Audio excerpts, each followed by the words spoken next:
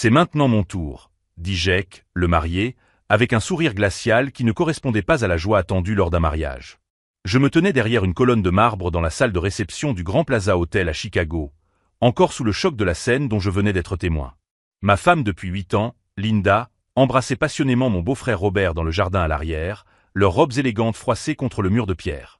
La réaction du marié à mon murmure désespéré au sujet de l'adultère que je venais de découvrir n'était pas celle à laquelle je m'attendais. Pas de larmes, pas de cris, pas de course pour confronter les infidèles. Juste ce sourire calculateur et ces 4 mots qui m'ont glacé le sang. Je m'appelle Chris et, à 42 ans, je viens de découvrir que mon monde apparemment parfait était un mensonge soigneusement construit.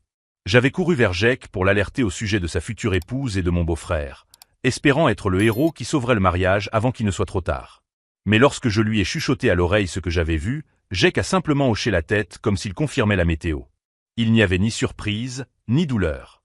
Il y avait quelque chose de bien plus troublant, de la satisfaction. La salle était en effervescence avec 200 invités élégamment vêtus, des rires résonnant entre les tables décorées de roses blanches et dorées. Ma nièce Sarah semblait radieuse dans sa robe de mariée, saluant ses oncles et cousins qui avaient fait le voyage depuis tout le pays pour être là.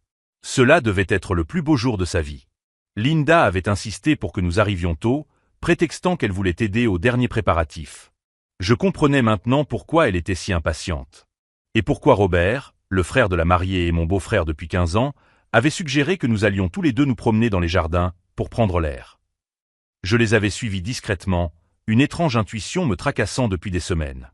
De petites choses, des conversations chuchotées qui s'arrêtaient quand j'entrais dans la pièce, des regards échangés pendant les dîners de famille, Linda rentrant tard à la maison avec des excuses de plus en plus élaborées au sujet de réunions de travail. Ce qui me terrifiait, ce n'était pas seulement d'avoir découvert la trahison. C'était la façon dont Jake gérait l'information. Comme s'il savait déjà. Comme s'il attendait ce moment. « Jake, tu as compris ce que j'ai dit ?» ai-je insisté, la voix tremblante. « Ta fiancée te trompe avec mon beau-frère. » En ce moment même, dehors. Il a ajusté sa cravate avec des gestes précis, ses yeux balayant la salle comme un général évaluant le champ de bataille avant la guerre. « J'ai parfaitement compris, oncle Chris. Et comme je l'ai dit, c'est maintenant mon tour. Si vous trouvez cette histoire intrigante et que vous voulez découvrir le sombre secret que cache Jake, n'oubliez pas de vous abonner à la chaîne pour suivre chaque rebondissement de cette vengeance qui promet de bouleverser toutes les structures familiales. Car ce qui s'est passé ensuite allait transformer le mariage de rêve de Sarah en un cauchemar public et dévastateur comme notre famille n'en avait jamais connu. Les paroles de Jake résonnaient dans mon esprit tandis que j'essayais de comprendre sa réaction. 8 ans de mariage avec Linda, 15 ans à considérer Robert comme un frère, et maintenant je découvrais que tout cela n'était qu'une vaste supercherie. « Jake, je ne comprends pas, » murmurai-je en lui saisissant le bras. « Ta fiancée te trompe et tu agis comme si cela faisait partie du plan. » Il s'écarta doucement, ajustant les poignets de sa chemise avec la précision de quelqu'un qui avait répété ce moment 1000 fois. « Oncle Chris, tu as toujours été l'homme le plus intègre de la famille. C'est précisément pour cela que j'ai besoin que tu restes tranquille et que tu observes. Ce que tu as vu dehors n'est que la partie émergée d'un iceberg beaucoup plus grand. » Mon esprit s'emballa. Jake était diplômé en administration de Northwestern, il avait créé une société de conseil à partir de rien à l'âge de 28 ans. Ce n'était pas le genre d'homme à accepter passivement la trahison. Il y avait quelque chose de calculé dans ses mouvements, quelque chose qui me donnait l'impression d'être un simple pion sur un échiquier que je ne pouvais pas voir dans son intégralité. « Depuis combien de temps le sais-tu » demandai-je, ma voix plus rauque que je ne l'aurais voulu. « 3 mois, répondit-il sans hésiter. Depuis que j'ai engagé un détective privé pour vérifier certaines irrégularités financières dans l'entreprise de Robert. J'ai découvert qu'il ne se contentait pas de détourner l'argent des clients, mais qu'il utilisait également Sarah pour accéder à des informations privilégiées sur la famille. Le monde sembla s'écrouler sous mes pieds. Robert n'était pas seulement un comptable respecté à Chicago, il gérait les finances de la moitié de notre famille élargie. Mes parents, mes beaux-parents, même ma petite sœur lui avaient confié leurs économies pour la retraite. « Et Linda ?» demandai-je, redoutant déjà la réponse.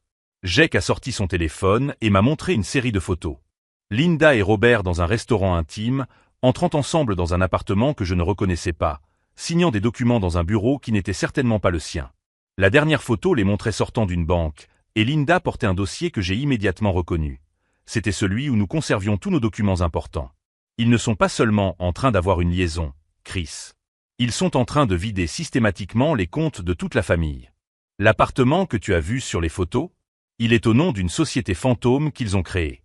Les documents, Ce sont des transferts de propriété que Linda a signés en utilisant ta procuration conjugale. J'ai senti la bile me monter à la gorge. Linda avait un accès total à mes comptes, à la maison que j'avais héritée de mon grand-père, aux investissements que j'avais constitués pendant 15 ans en tant qu'ingénieur civil.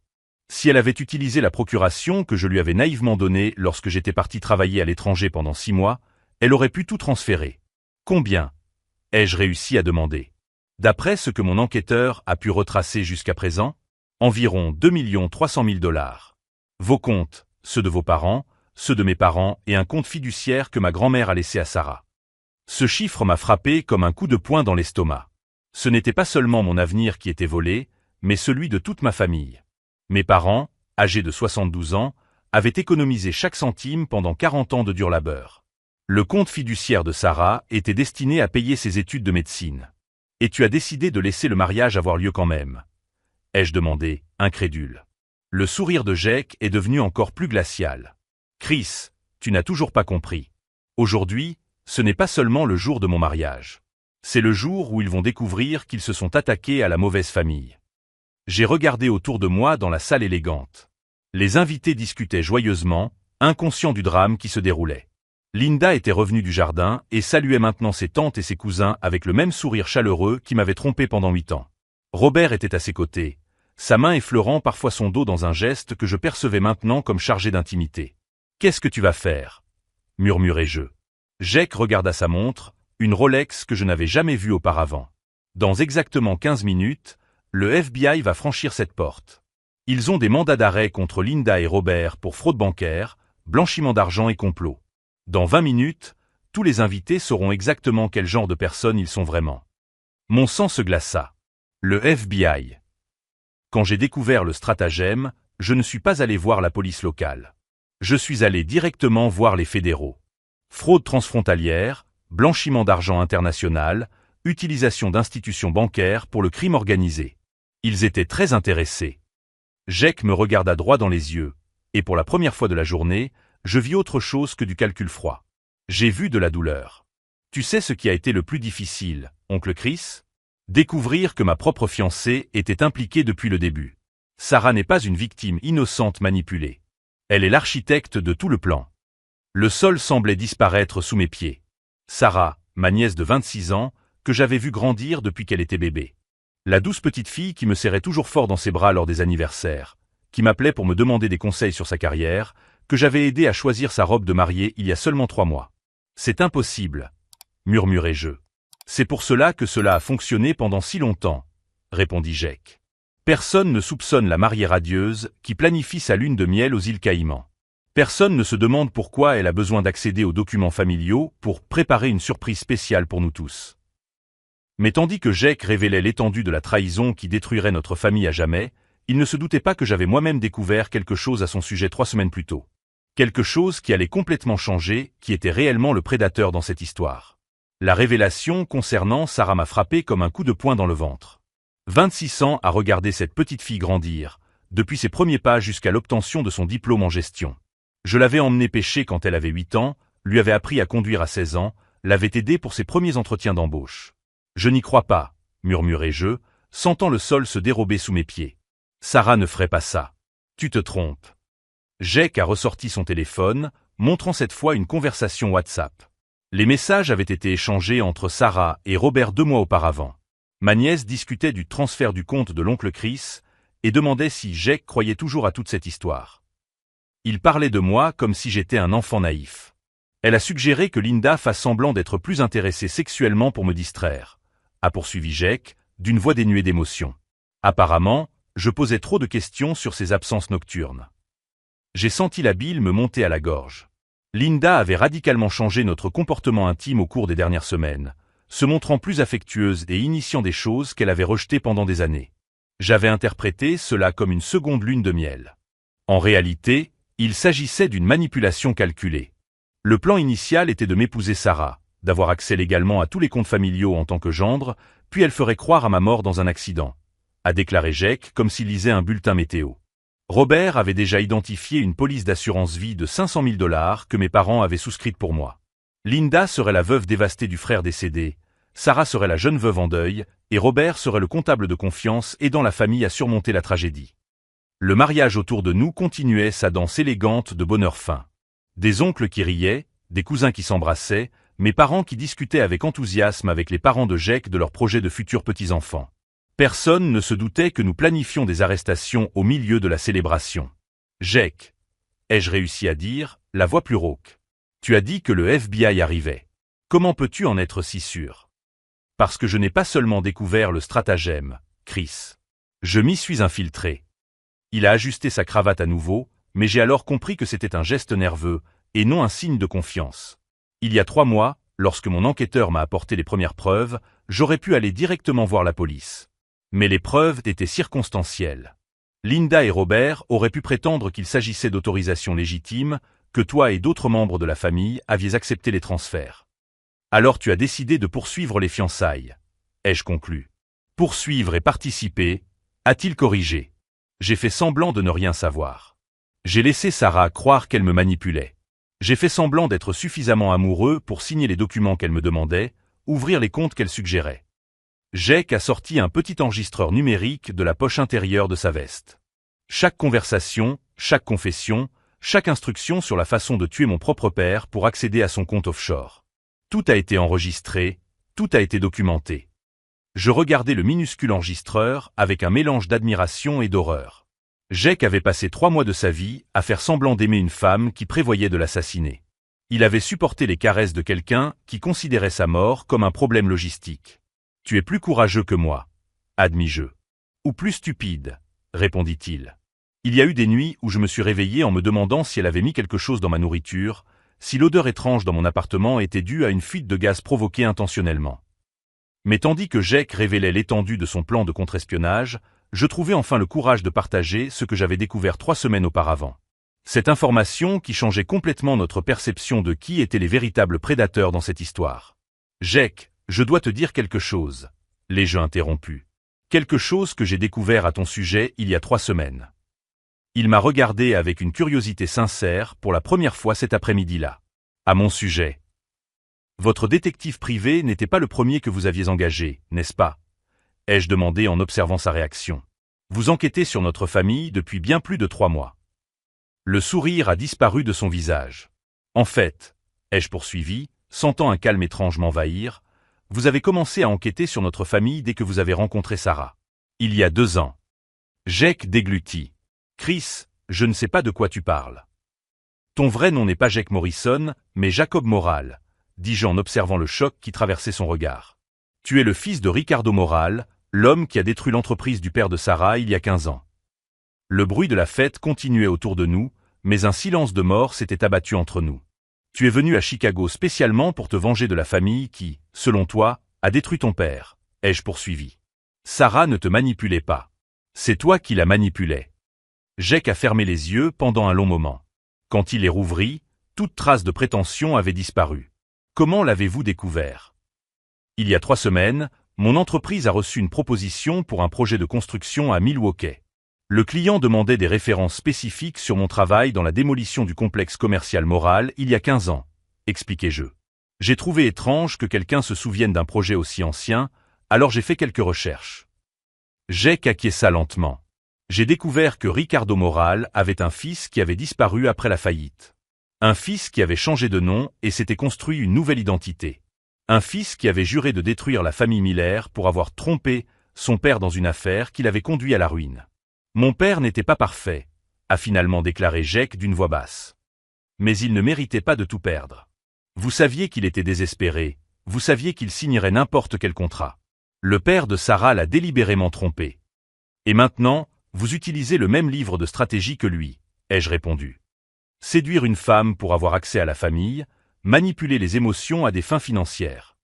Jake me fixa longuement. La différence, Chris, c'est que je le fais avec des gens qui le méritent. C'est alors que je compris qu'il n'y avait pas de héros dans cette histoire.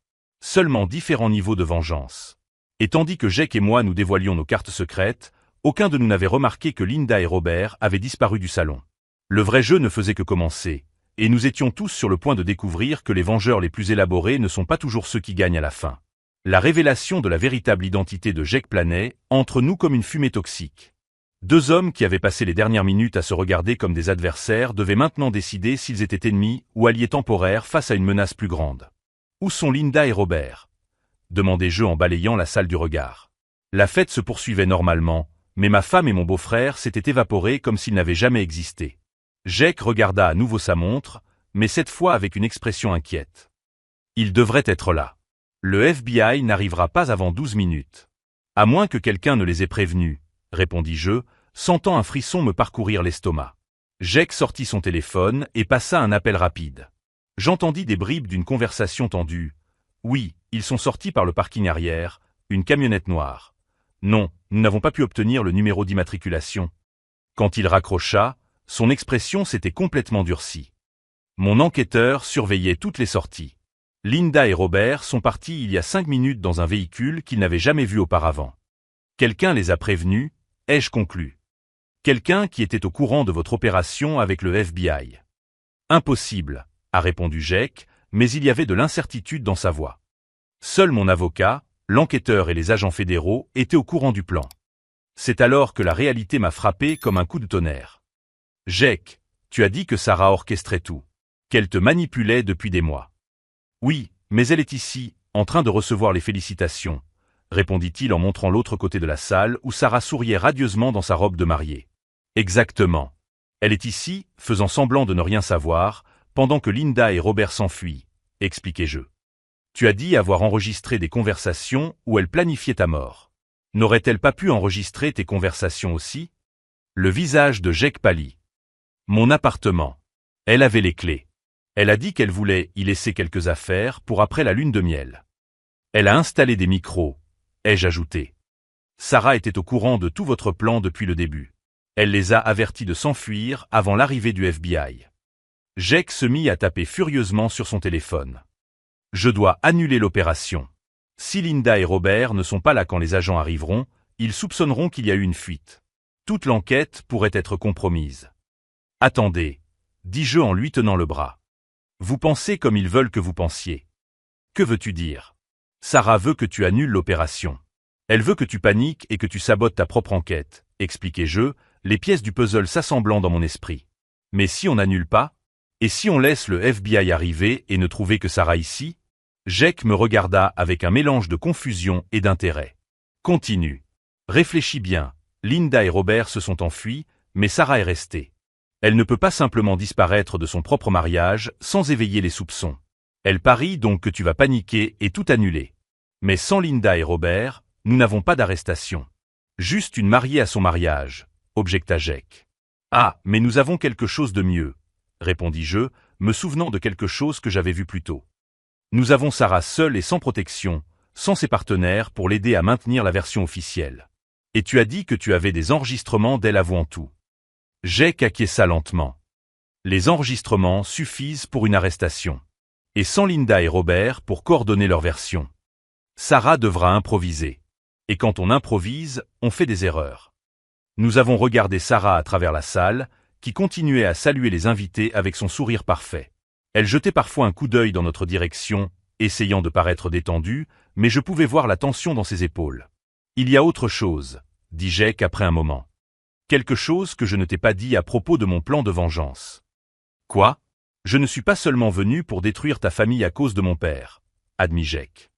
Je suis venu parce que j'ai découvert que mon père n'avait pas été victime d'une mauvaise affaire.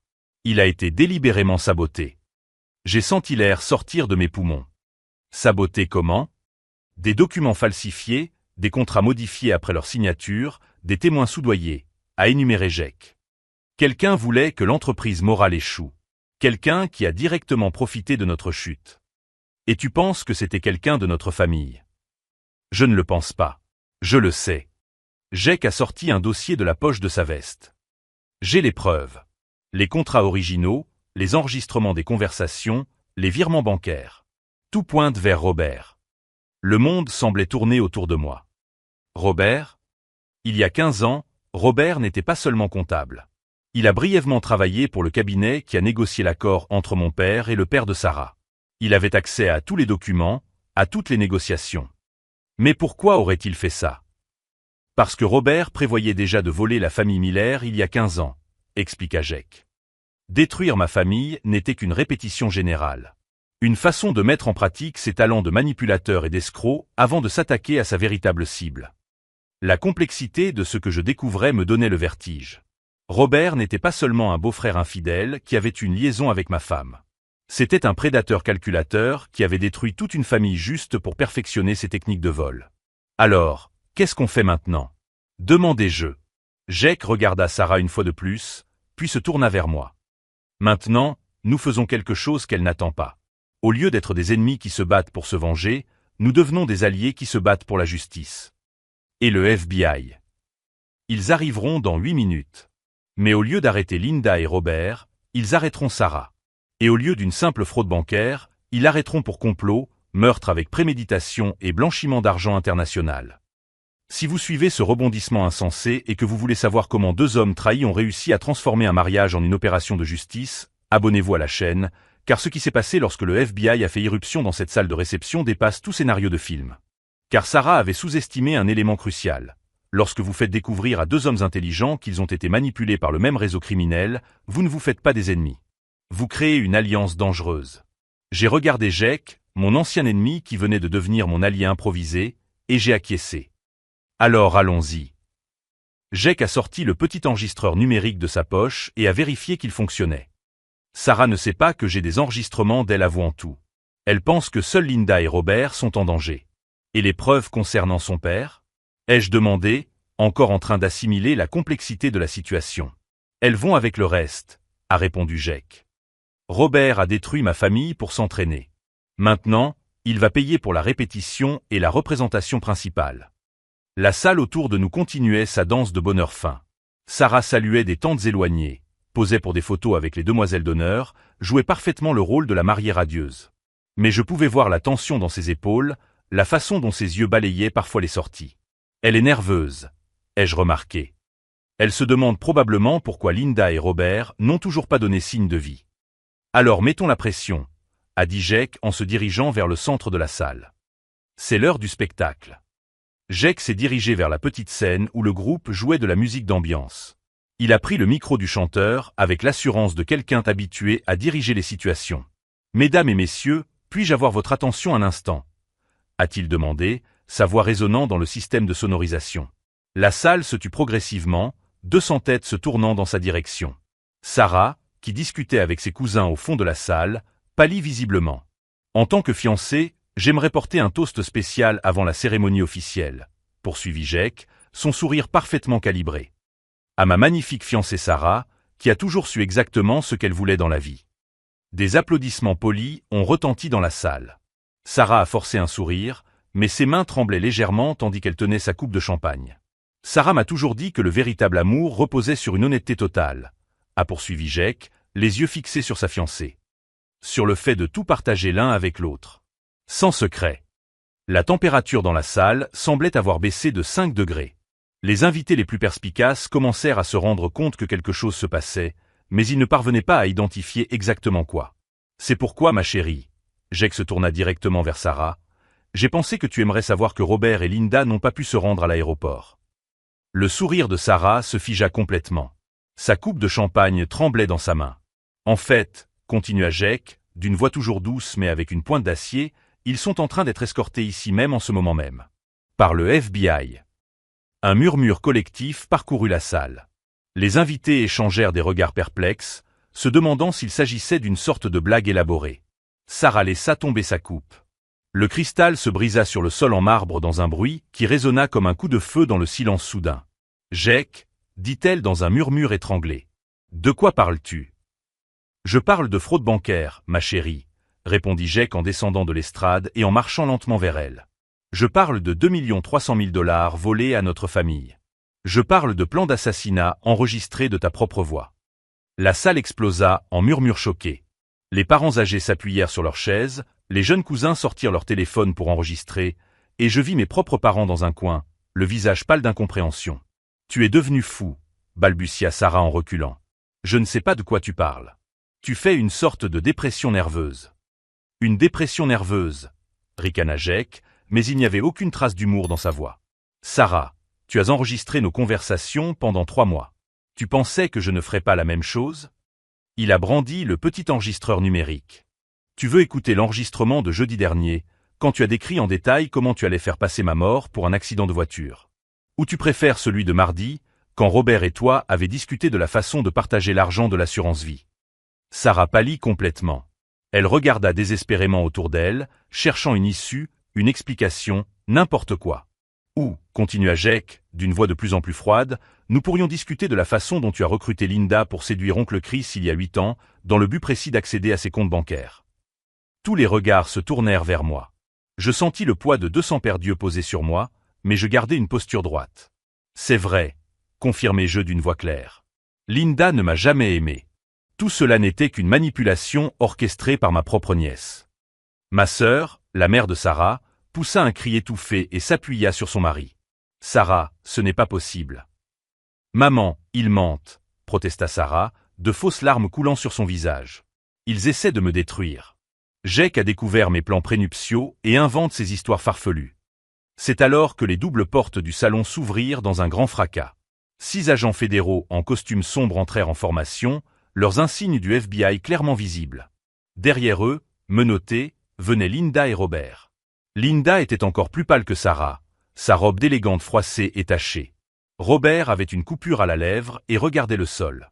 L'agent en chef, un homme grand aux cheveux gris, balaya la salle d'un regard professionnel avant de s'adresser directement à Sarah. « Sarah Miller », sa voix trancha le silence comme une lame. « Vous êtes en état d'arrestation pour complot en vue de commettre une fraude bancaire, blanchiment d'argent et complot en vue de commettre un homicide. » Sarah tenta de s'enfuir.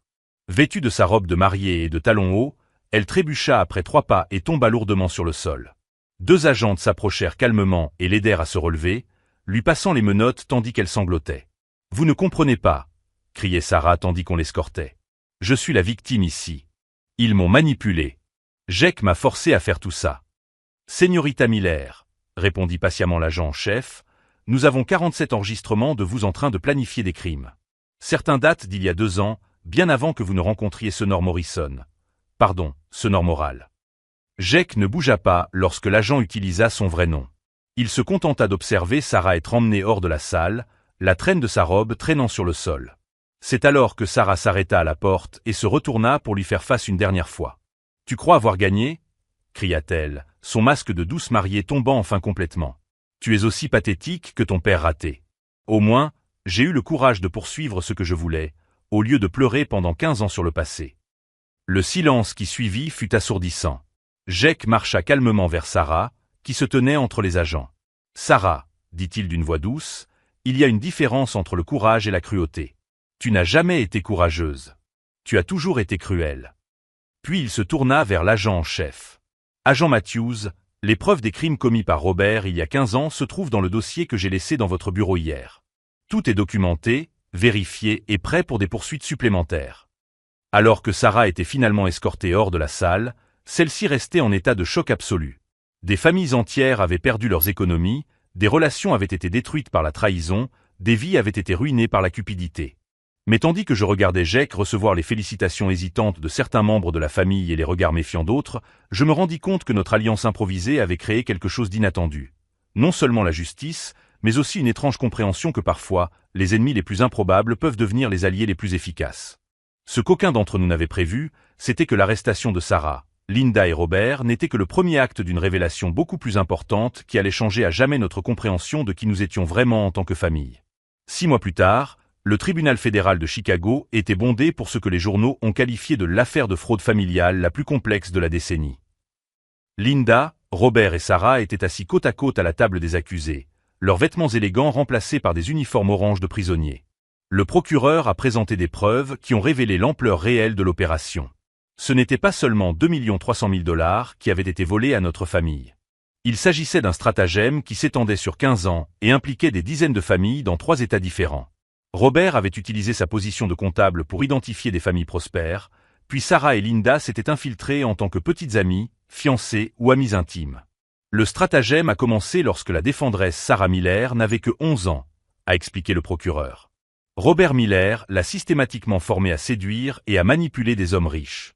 Linda Patterson a été recrutée à l'âge de 21 ans spécifiquement pour épouser Christopher Miller et avoir accès à ses finances. Assis dans la galerie, j'ai observé Linda pendant toute la durée du témoignage. Elle n'a montré aucun remords ni regret. Elle chuchotait parfois quelque chose à son avocat, mais la plupart du temps, elle regardait fixement devant elle, comme si elle regardait un film sur la vie de quelqu'un d'autre. La révélation la plus choquante est venue lorsque le FBI a présenté des enregistrements de Sarah à l'âge de 16 ans, pratiquant déjà des techniques de manipulation psychologique avec ses petits amis à l'école. Robert avait tout documenté méticuleusement, créant un dossier de cas d'étude pour perfectionner ses compétences. Ma nièce n'était pas seulement une criminelle, ai-je chuchoté à Jake pendant une pause. C'était une sociopathe entraînée depuis son enfance. Jake acquiesça sombrement. Ce qui m'effraie, c'est qu'elle a failli réussir à me tromper complètement. Si je n'avais pas découvert le lien avec mon père. Le procès a duré 3 semaines. 42 victimes d'autres États ont témoigné, chacune racontant des histoires similaires de manipulation et de vol. Une veuve de 73 ans du Kentucky a perdu la maison familiale. Un jeune entrepreneur de Denver a vu sa start-up détruite. Une famille entière au Texas a été contrainte de déclarer faillite. Au moment du prononcé des peines, le juge fédéral n'a montré aucune pitié.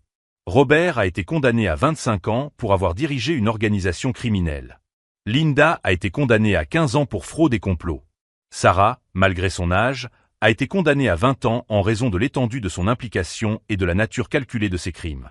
La Cour trouve particulièrement troublant, a déclaré le juge, que la défendresse Miller ait commencé à commettre ses crimes alors qu'elle était encore mineure, démontrant un comportement prédateur qui s'est développé pendant plus d'une décennie. Sarah s'est finalement effondrée lorsqu'elle a entendu sa sentence. Elle a pleuré pour la première fois depuis le début du procès, mais pas de remords.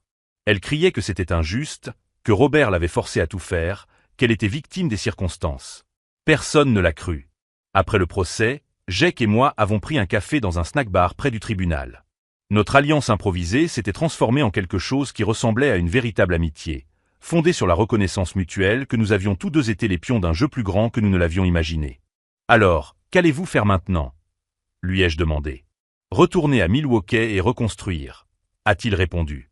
Mon cabinet de conseil a survécu au scandale, mais je dois prouver que je peux fonctionner en toute intégrité.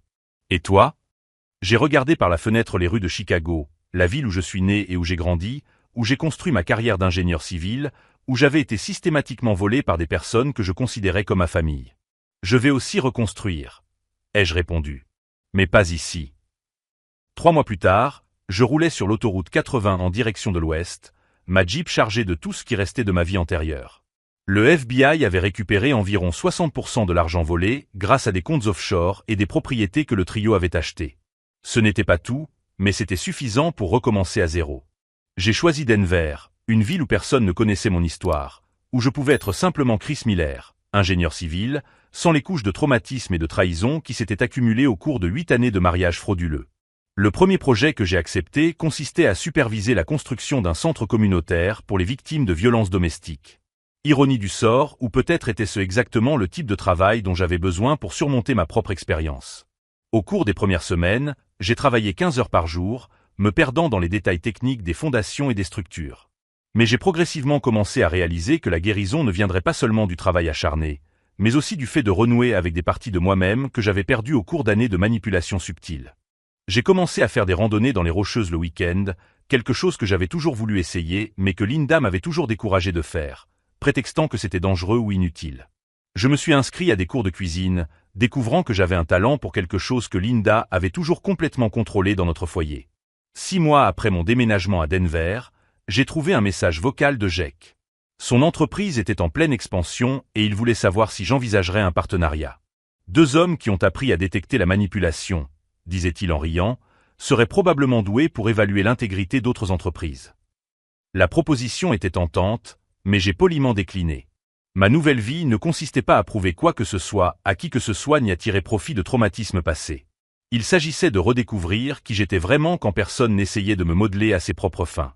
1 an plus tard, j'ai rencontré Elena dans un café près du chantier du centre communautaire. Elle était psychologue clinicienne, spécialisée dans l'aide aux victimes de violences psychologiques. Notre première conversation a duré 4 heures, non pas parce que nous étions amoureusement intéressés l'un par l'autre, mais parce que j'avais enfin trouvé quelqu'un qui comprenait la complexité subtile de la manipulation à long terme. Le plus difficile, m'a expliqué Elena lors de notre 3e rencontre, c'est que les victimes de manipulation systématique remettent souvent en question leur propre perception de la réalité. Vous avez passé 8 ans à être conditionné à douter de vos instincts. Elle avait raison. Pendant des mois après le procès, je me suis constamment remis en question. Y avait-il vraiment des signes que j'avais manqués? Étais-je aussi naïf que Sarah et Linda le croyaient manifestement? D'autres personnes pourraient-elles me tromper de la même manière? Mais avec le temps et, honnêtement, grâce à l'aide de la thérapie qu'Elena m'a gentiment suggérée, j'ai commencé à comprendre que ce n'était pas ma naïveté qui m'avait rendu vulnérable. C'était la gentillesse. C'était la croyance fondamentale que les personnes que vous aimez ne vous tromperaient pas systématiquement pour leur profit personnel. Ne les laissez pas détruire votre capacité à faire confiance, m'a dit Elena lors d'une de nos promenades. Laissez-les affiner votre capacité à choisir à qui faire confiance. 2 ans après avoir quitté Chicago, j'ai reçu une lettre inattendue. Elle venait de Sarah, écrite depuis la prison fédérale où elle purgeait sa peine. Elle ne demandait pas pardon et n'exprimait aucun remords. Il s'agissait plutôt d'une analyse froide et détaillée de la façon dont elle m'avait manipulé pendant des années, rédigée comme s'il s'agissait d'une étude de cas académique. « Tu as toujours été la cible la plus facile de la famille », écrivait-elle. « Tu croyais sincèrement que nous étions une famille qui s'aimait. Robert et moi rions de ton caractère prévisible. Chaque fois que tu m'apportais des cadeaux pour mon anniversaire ou que tu proposais de m'aider avec mes problèmes à l'université, nous cataloguions tes faiblesses émotionnelles. » La lecture de cette lettre aurait dû être dévastatrice. Au lieu de cela, j'ai ressenti une étrange forme de paix. Non pas parce qu'elle confirmait mes pires craintes concernant ma propre naïveté, mais parce que je voyais enfin Sarah sans aucun masque. Il n'y avait ni faux semblant, ni manipulation, ni comédie.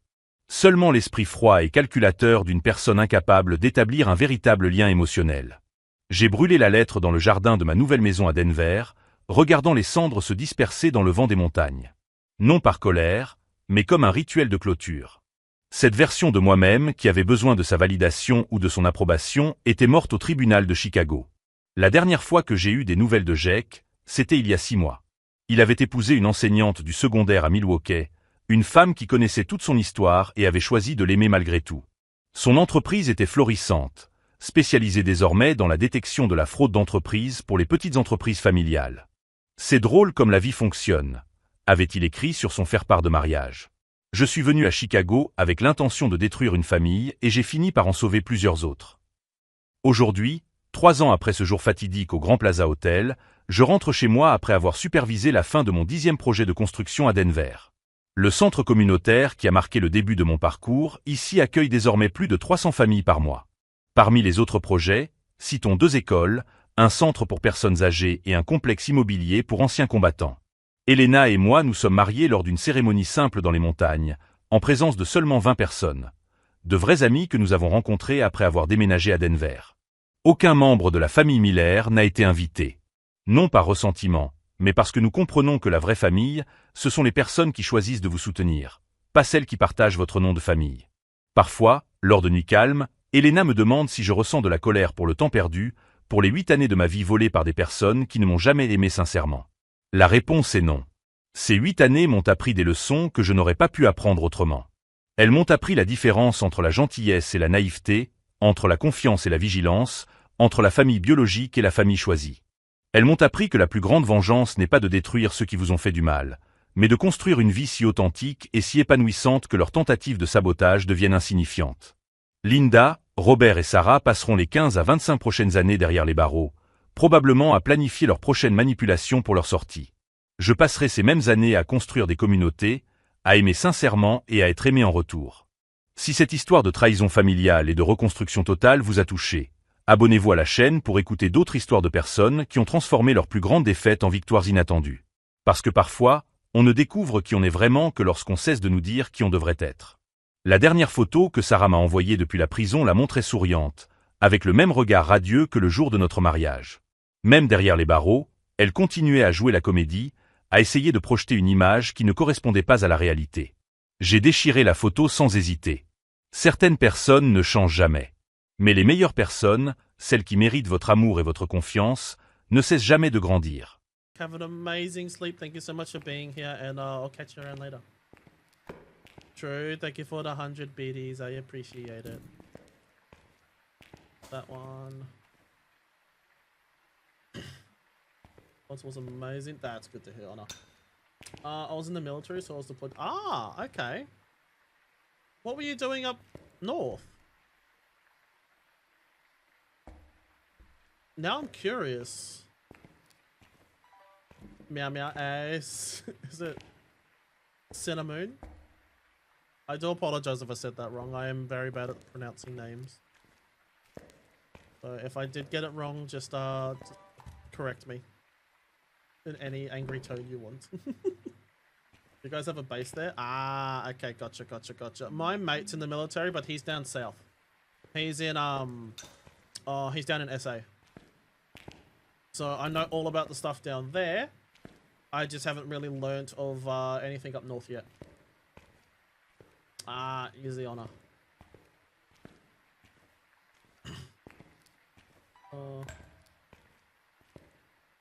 Gotta do the... Wait, there's a mayo taco? Gotta correct the first name. Oh, let's go. I really hate getting people's names wrong. But I try my best. I'm still very bad at doing it. Met some Aussie there that I'm still friends with them. Oh, nice. Let's go. Nothing wrong with that. Couple Aussie mates. So you should know firsthand how much we like to swear and that sort of stuff. So you should be used to it. Ava.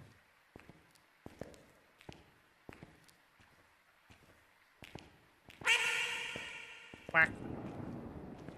Us swearing? Yeah.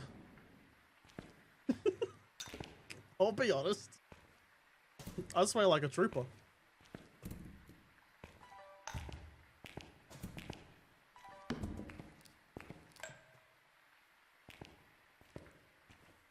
So my chat told me how many subs for Mayo Taco and just said, so my chat told me how many subs for Mayo Taco and just said 50 subs. Oh, wait, do you like mayonnaise? Because if you like mayonnaise, then yeah, 50 subs is perfect. If you don't like mayonnaise, that's a different story. I do? Oh, well, you said then. 350 subs. Oh yeah. He's the mayo man. That's what the Americans trying to... Ah, fair enough, dog. The mayo man. Okay, so if I ever need a resupply of mayo, do I just come over to you?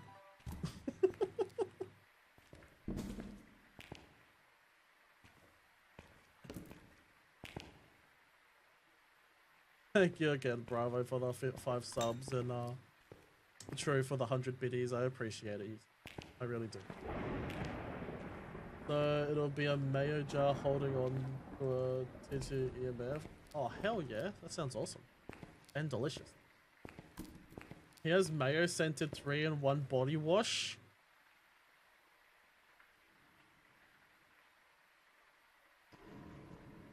Where can I buy it?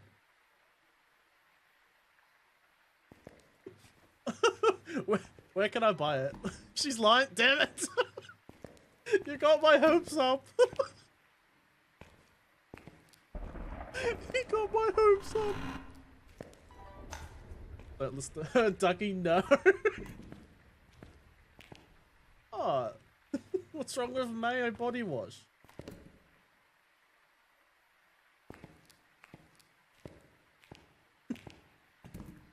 Some bunches of there also mayo, honestly. Love it. I love it when you could just get that one thing that just makes you you. For me, it's ducks. For you, mayo. Nah, first you stole my Taylor Swift errors to a cup, now you're calling a liar. Stole the Taylor Swift tour cup? No.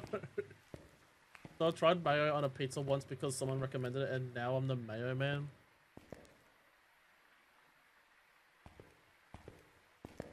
I mean, they put weirder stuff on pizza.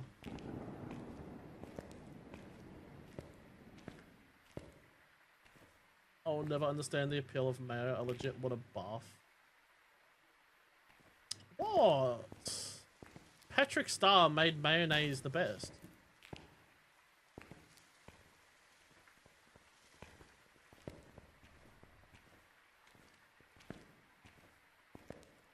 Some widows put pineapple on pizza. Oh, love you, Honor.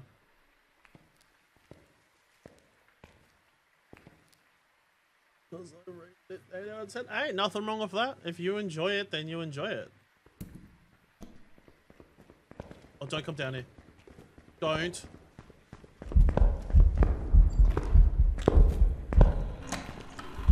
Damn it.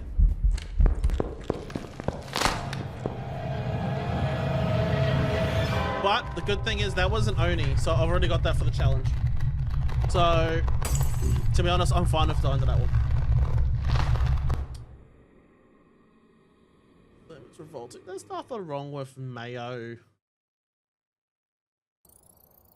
Welcome back. I think I'll just go for a cheeseburger, put some pickles on it right now. That does sound nice. Well, that was a stinky Oni.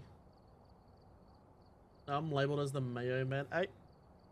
I've been labeled as Ducky for the past, like, 8 years, so I understand. Mine was a bit different, though. I got called Ducky because I stream sniped someone on Fortnite wearing a duck outfit. Ever since then, I got called, Ducky. So, is stream intentionally... What do you mean? Stream's not flipped. Stream's perfectly fine. So I'll forever be belly, but I'm trapped in the lol.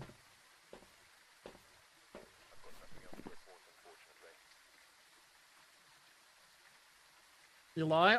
Me lie? Never. I take offense to that, Honor. I really do. How dare you accuse me of lying?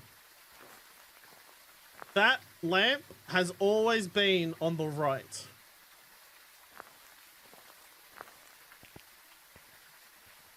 But I'm gonna head to bed. It was nice to meet you, man. It was so good to meet you too, mate. I'll definitely try and jump over to your stream and catch a couple of them, see what's up over there, have a look at all the mayo. I'll just come fit in nice and well with the mayo. But have an amazing sleep. Thank you so much for the raid again and for the 5 gifted subs. And yeah, I'll definitely catch you later.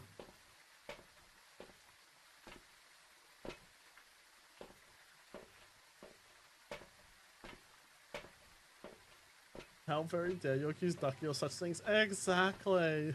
Fuck you, I've tried. Did it work? I mean, I'm not trying to gaslight you. Oh my god, you get out of the lock jail soon, please. It didn't work? Well, that's because nothing's wrong. It's perfectly fine. There is nothing flipped about stream at all. Nothing at all. I don't know what you're talking about, Honor. I'll forever love grippy socks, but in a good way. Lol. I know, I'm fucking stupid. I'm not that stupid. I'm not saying you're stupid, bro. I'm just saying there's nothing wrong with stream. Wanna try and see you gaslight the end of this? It's gonna be funny as fuck. The only way I can gaslight anyone with this is if I'm inside the map. If I'm outside or in the lobby, I can't gaslight anyone with it. At least when I'm in the in Sunny Meadows, it looks normal. Like, you look at this right now, it looks normal to an extent. But if I wasn't in Sunny Meadows and, like, you look at the truck, it's not normal. That is, like, 100% back to front. The hand's on the wrong side. Yes, but people don't take note of little things. Look, the hand's gone now. The hand doesn't exist.